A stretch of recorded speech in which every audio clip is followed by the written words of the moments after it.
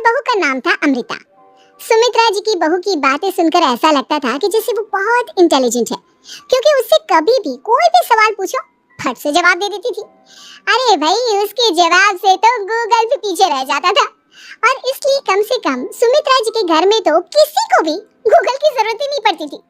जब भी घर में कोई बात चलती, कोई कुछ भी कहता, तो अमृता फट से कह देती, ये तो मेरे साथ ही हुआ था, मुझे इसके बारे में सब मालूम है। एक दिन सुमित्रा जी अमित और अपनी बहू अमृता के साथ अमित की बुआ जी, फूफा जी यानी कि मुकेश और उर्मिला जी के यहाँ पर मिलने के लिए गए।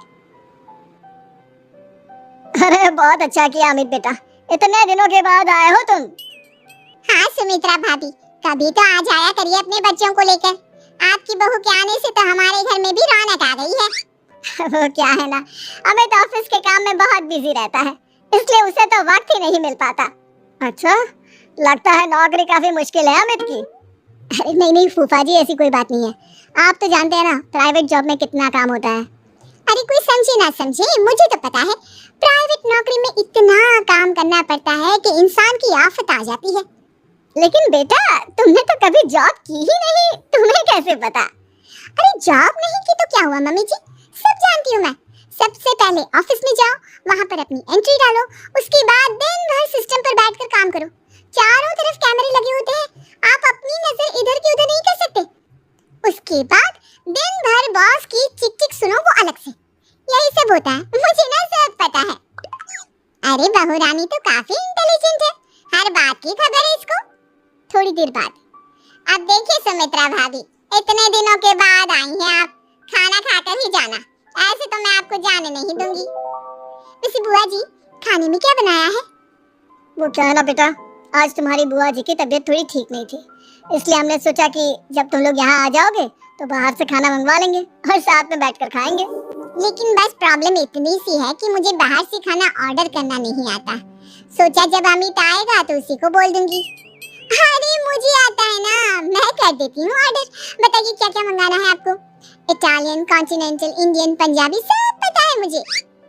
क्या बात है बहू, क्या घर में भी खाना रोज बाहर से ऑर्डर करती हो? अरे नहीं बुआ जी, ऐसी कोई बात नहीं है, बस मुझे ना सब पता है। कोई बात नहीं अमृता, मैं अपने फोन से ऑर्डर कर देता हूँ। अरे क्या बात है, आजकल ऑनलाइन डिलीवरी पर कोई ऑफर नहीं चल रहा है, वरना काफी पैसे बच जाते हैं। कैसी बात करते हैं अमित, मैं कह रही हूँ ना मुझे सब पता है। मुझे एक बहुत अच्छा ऑनलाइन डिलीवरी वाला मालूम है, जहाँ पर 50% ऑफ मिल जाएगा।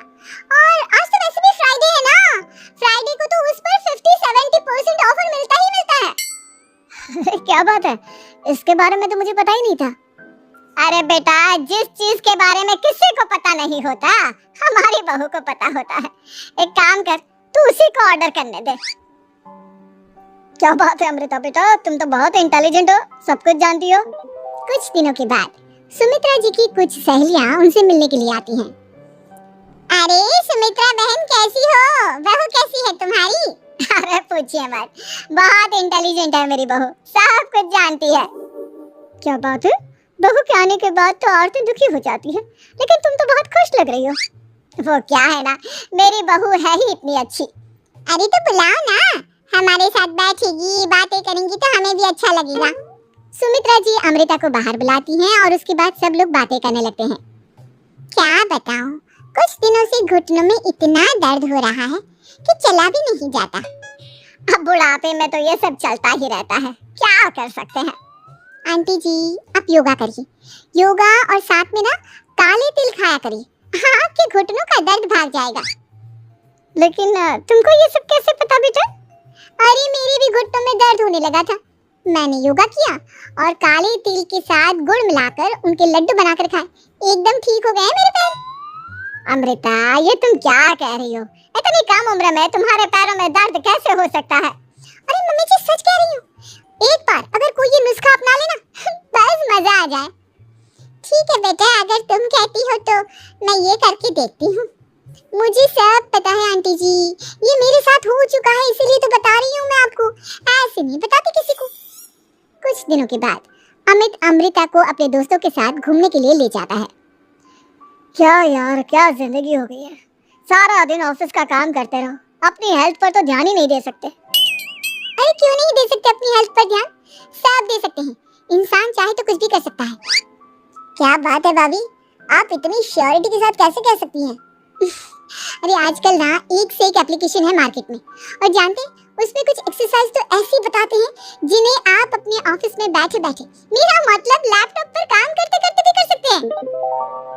अमृता, ऐसी एक्सरसाइज के बारे में तो मुझे भी नहीं पता था, तुम्हें कैसे मालूम? अरे मुझे सब पता है, हर चीज की खबर रखती हूँ मैं, जानते हैं ना आप। लेकिन ऐसी कौन सी एप्लीकेशन है और ऐसी कौन सी एक्सरसाइज है भाभी? एक मिनट, मैं आपको अपने मोबाइल में दिखाती हूँ। अरे वाकई में भाभी तो सही कह रही है। देखो यार, इसमें कितनी अच्छी एक्सरसाइज दिखाई गई है। अपनी चेयर पर बैठे बैठे एक्सरसाइज भी कर लो, काम भी और हेल्थ भी। वाह भाभी वाह, मजा आ गया। लेकिन अमृता, तुम्हें इस बारे में कैसे पता? अब मेरे साथ जो चीज हो चुकी है उसके बारे में तो मुझे पता होगा ही ना अमित। मतलब तुम कब ऑफिस में काम करने गई जो तुमने ऑफिस करते करते एक्सरसाइज की? मैं जो किचन में काम करती हूँ अमित, घर के काम, वो किसी ऑफिस के काम से काम है क्या? बस मैं भी वो सब करते करते इनमें से कुछ एक्सरसाइज ट्राई कर लेती हूँ, इसलिए मुझे सब पता है। सही है यार, तुम तो बहुत इंटेलिजेंट हो। कुछ दिनों के बाद ये क्या है? एक दोस्त ने मेरे साथ एक मजाक किया है, लेकिन समझ में ही नहीं आ रहा।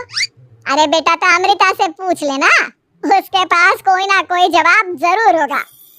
ठीक कहती है मम्मी जी, मैं सब जानती हूँ। लेकिन अमृता, ये थोड़ा मुश्किल है, सोच लो।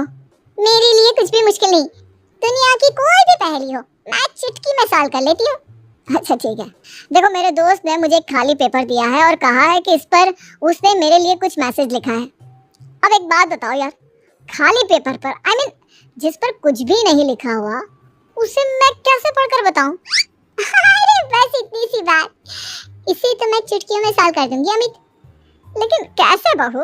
इस पेपर पर तो वाकई में कुछ नहीं लिखा हुआ, एकदम खाली पेपर है, कैसे क्या पढ़ोगी तुम? अमित, एक छोटा सा काम करो, जल्दी से एक मोमबत्ती लेकर आओ।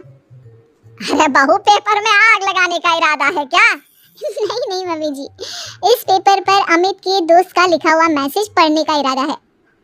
अमित कैंडल लेकर आता है।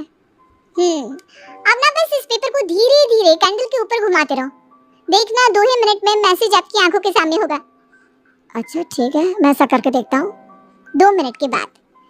अरे वाकई में इस पर तो अक्षर बनने लगे, लेकिन ये हुआ कैसे? और अमृता, तुम्हें कैसे पता? बहुत सिंपल है मम्मी जी, अमित के दोस्त ने नींबू के रस से मैसेज लिखकर उसे सिखा दिया। अब अगर मैसेज पढ़ना हो ना तो पेपर को आग के सामने ले जाओ और लेटर्स अपने आप उभर कर आ जाते हैं। वाह बहू, लेकिन तुम ये सब कैसे जानती हो? अरे मम्मी जी, जब मैं छोटी थी ना तो अपनी सहेलियों के साथ ऐसे ही गेम खेला करती थी। ये तो मेरे साथ कितनी बार हो चुका है, मुझे सब पता है। थैंक यू यार अमृता, तुम्हारी वजह से हमें कुछ भी सोचने की जरूरत ही नहीं पड़ती, तुम सब कुछ बता देती हो।